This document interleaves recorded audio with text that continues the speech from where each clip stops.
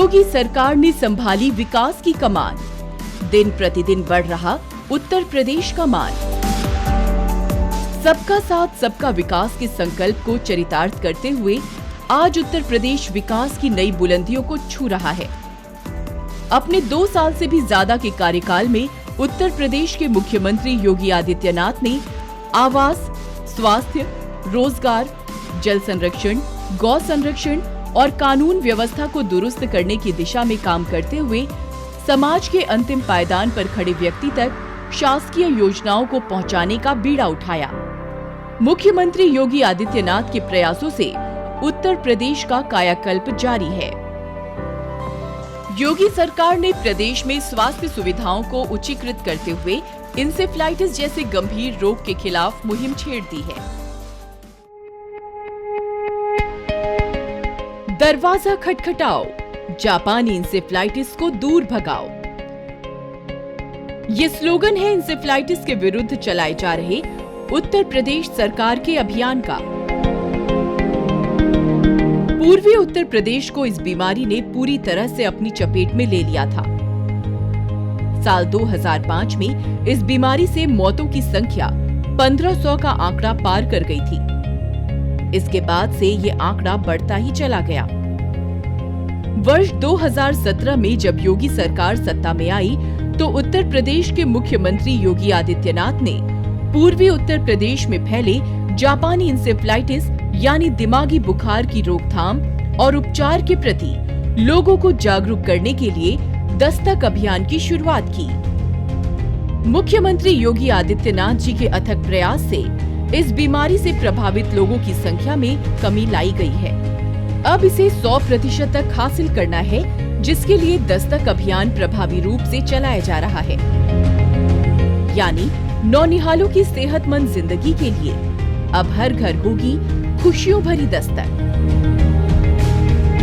दस्तक अभियान दिमागी बुखार से प्रभावित 18 जिलों में 1 जुलाई से 31 जुलाई तक चलाया जाएगा, जिसमें आशा कार्यकर्त्री संचारी रोग नियंत्रण अभियान के तहत हर घर का दौरा कर दिमागी बुखार के प्रति लोगों को जागरूक करेंगी। इस दौरान बच्चे के पूरे शरीर में लगातार दर्द रहता है या उसको उल्टियां आती हैं या कभी बुखार के दौरान झटके आते हैं या बेहोश होता है जैसे लक्षण पाए जाते हैं तो बच्चे को दिमागी बुखार होने की संभावना है।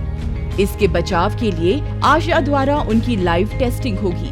साथ में आशा बहनें ये भी सुनिश्चित करेंगी कि एक बच्चे को जापानी इंसेफ्लाइटिस का टीका लगा है या नहीं।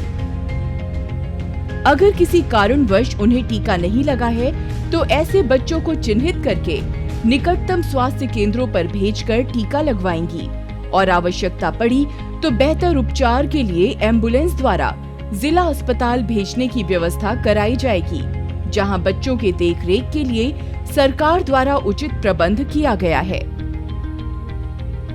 दस्तक अभियान के अंतर्गत प्रदेश के 5 साल से कम उम्र के सभी बच्चों की खून की कमी की जांच की जाएगी। 6 माह से 5 वर्ष तक के गंभीर कुपोषित बच्चों की पहचान की जाएगी। 9 माह से 5 वर्ष तक के बच्चों को विटामिन ए का घोल दिया जाएगा। दस्त रोग, निमोनिया और जन्मजात बीमारियों से पीड़ित बच्चों की पहचान की जाएगी। पीड़ित बच्चों को निशुल्क जांच, उपचार और एम्बुलेंस की सुविधा प्रदान की जाएगी।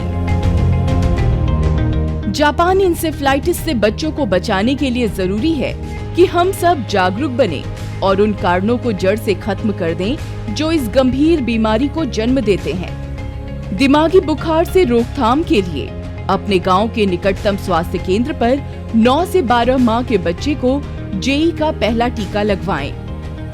दूसरा टीका बच्चे के 16 माह से 24 माह के बीच लगवाएं। घरों के आसपास स्वच्छता का विशेष ध्यान रखें। स्वच्छ पेयजल ही पिएं। मच्छर से बचने के लिए मच्छरदानी का उपयोग करें। खुले में शौच ना करें। पूरे संचारी माह में आशा द्वारा इस चीज़ का प्रचार किया जाएगा, इस चीज़ को बढ़ाया दिया जाएगा। इसमें स्वास्थ्य विभाग के साथ शिक्षा विभाग और ग्राम समाज विभाग, कृषि विभाग, पशु विभाग, सारे विभाग कुल मिलाकर 12 विभाग लगातार के सहयोग में मिलकर कार्य कर रहे हैं। उत्तर प्रदेश के मुख्यमंत्री योगी आदित्यनाथ के नेतृत्व में जापानी इंसेफ्लाइटिस यानी दिमागी बुखार से लड़ने के लिए सरकार पूरी तरह से कमर कस चुकी है। हमारे नौनिहालों की जिंदगी अमूल्य है। आओ हम सब जागरूक होकर दिमागी बुखार जैसी गंभीर बीमारी को जड़ से मिटाएं। ना इंसेफ्लाइटिस की आहट होगी, ना किसी दिल में घबराहट होगी। उत्तर प्रदेश सरकार है प्रतिबद्ध, दिमागी बुखार पर वार करेंगे जड़ तक। अब हर बच्चे के घर होगी खुशियों भरी दस्तक। मुख्यमंत्री योगी आदित्यनाथ ने विभिन्न योजनाओं से प्रदेशवासियों को लाभान्वित और आच्छादित करने के साथ साथ निराश्रित गोवंश के संरक्षण और सुरक्षा को भी सुनिश्चित करते हुए एक मिसाल कायम की है। उत्तर प्रदेश के मुख्यमंत्री योगी आदित्यनाथ ने संवेदनशील नीतियां बनाकर प्रदेश में गौ संरक्षण और संवर्धन की दिशा में एक सकारात्मक पहल की है। योगी सरकार ने बड़ा फैसला लेते हुए गौ सेवा आयोग का गठन करके गौ संरक्षण की मुहिम को आगे बढ़ाया है। इस आयोग की पहल पर प्रदेश में 20 लाख से अधिक निराश्रित गौवंश को अब स्थायी और अस्थायी आश्रय स्थल में रखकर उनकी देखभाल की जाएगी। इन गौ संरक्षण केंद्रों में पशुओं के चारे, पानी और सुरक्षा की पूरी व्यवस्था सुनिश्चित की जाएगी। इन केंद्रों में निराश्रित गौवंश की देखरेख करने वालों की नियुक्ति भी की जाएगी। गौ संरक्षण के अंतर्गत प्रदेश के 68 जिलों में लगभग 1 करोड़ 20 लाख रुपए की लागत से एक गौ संरक्षण केंद्र बनाया जाएगा। बुंदेलखंड के 7 जिलों में 8 करोड़ 40 लाख रुपए की लागत से गौवंश विहार बनाया जाएगा। निजी उपयोग के लिए 2 गाय रखने वाले किसानों को हर गाय के चारे के खर्च के हिसाब से 30 रुपए प्रतिदिन दिया जाएगा। गौ संरक्षण केंद्रों पर पंचगव्य और गौमूत्र से उत्पाद औषधियां आदि का उत्पादन किया जाएगा। गौ संरक्षण केंद्रों की स्थापना से युवाओं को रोजगार भी सुलभ होगा। प्रत्येक ग्राम पंचायत में अस्थायी गौशालाएं बनाने के लिए एक टास्क फोर्स का गठन किया जा रहा है। जिला स्तर पर बनने वाली इस टास्क फोर्स में ग्राम्य विकास, राजस्व, पुलिस, पंचायती राज और पशुधन अधिकारियों के साथ ग्राम प्रधानों को भी शामिल किया गया है।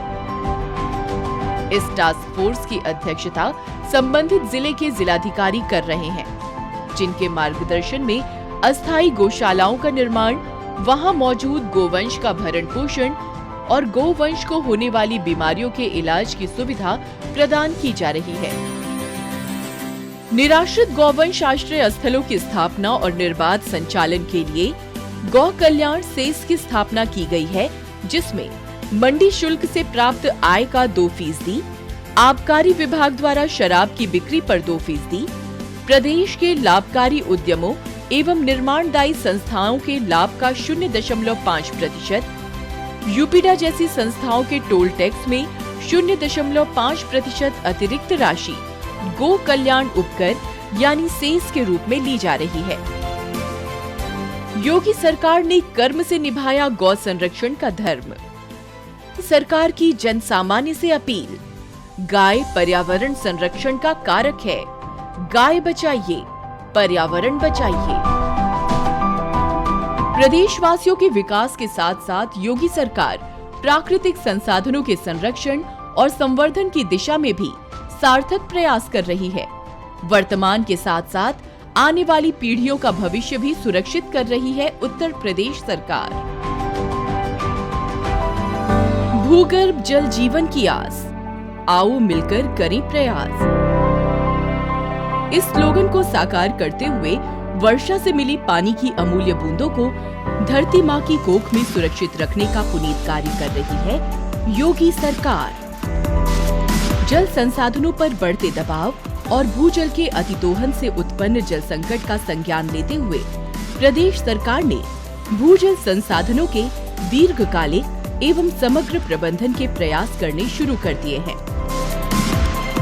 जिसके लिए राज्य भूजल संरक्षण मिशन की योजना के माध्यम से संकटग्रस्त विकास खंडों में भूजल प्रबंधन के उपाय किए जा रहे हैं।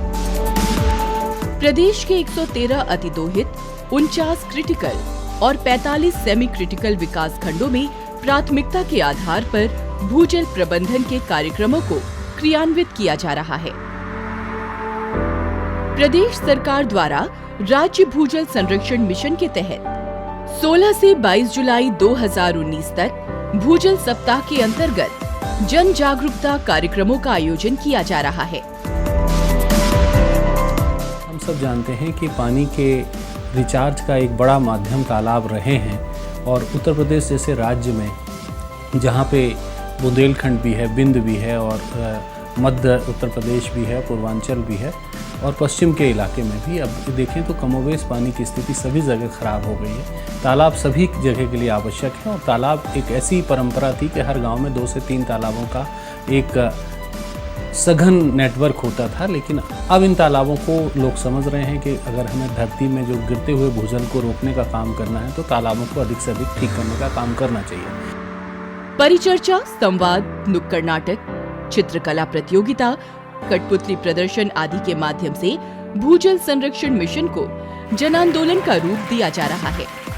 शावर से नहाने को, शावर से नहाने को, अब लगाओ अर्धविराम, अब लगाओ अर्धविराम। बचेगा पानी धरती का, बचेगा पानी धरती का, गर्मी को होगा आराम, गर्मी को होगा आराम। बच्चे बहुत ही महत्वपूर्ण भूमिका में होते हैं, खासतौर से सूचनाओं को ले जाने के लिए, और वो एक चेंज मेकर की, और वो आने वाली पीढ़ी है जिसको इस राष्ट्र का एक भावी नागरिक बनना है। और बहुत अच्छा होता है कि जब हम बच्चों को ये एहसास दिलाएं कि पानी का संकट क्यों है, किन कारणों से, कैसे। बच्चे खुद सीखते हैं, अपने परिवार को सिखाते हैं, और वो जिस तरह से बच्चों के साथ संवाद की प्रक्रिया वो बहुत फैलती है। और ये भूजल सप्ताह में एक जो बड़ा महत्वपूर्ण कार्यक्रम है कि बच्चों के स्कूलों में निबंध लेखन, बच्चों के उसमें वाद विवाद प्रतियोगिता, बच्चों के ऊपर जो बात चल रही है उनके कविताएं लिखना पानी के ऊपर, तो ये एक पूरे प्रदेश के 75 जिलों में जो काम चल रहा है ये बहुत ही अच्छा है। बुंदेलखंड में बृहद स्तर पर तालाबों का जीर्णोद्धार और भूगर्भ जल संरक्षण के कार्यों को जमीनी स्तर पर प्रभावी ढंग से क्रियान्वित किया जा रहा है। सबने एक कमिटमेंट किया कि हम कदम से कदम मिलाकर और बढ़ चढ़कर हिस्सा लेंगे इस पूरे अभियान में, और उसके बाद ही हम लोगों ने सभी ग्राम पंचायतों में कम से कम एक तालाब को उनका जो पुनरुद्धार करना था उसमें हम लोगों ने काम करना शुरू किया। तो हमारी ग्राम पंचायतों में काफ़ी संख्या में तालाब हैं। आप देखेंगे भी, जैसा कि आप देख रहे हैं यहाँ पे हजरतपुर में पूरी ब्लॉक की टीम ने बहुत मेहनत करके अच्छा तालाब बनाया है। प्रत्येक मंडल के मंडलायुक्त और जनपद में जिलाधिकारी की अध्यक्षता में जिला समिति बनाकर लगातार निगरानी की जा रही है। उत्तर प्रदेश सरकार द्वारा जल बचाएं, जीवन बचाएं के मुख्य विचार पर केंद्रीय राज्य भूगर्भ जल संरक्षण मिशन के उपायों और जागरूकता संबंधी क्रियाकलापों का प्रभावी ढंग से क्रियान्वयन सुनिश्चित किया जा रहा है। योगी सरकार ने संभाली जल संचयन की कमान, अब और बढ़ेगा उत्तर प्रदेश का मान।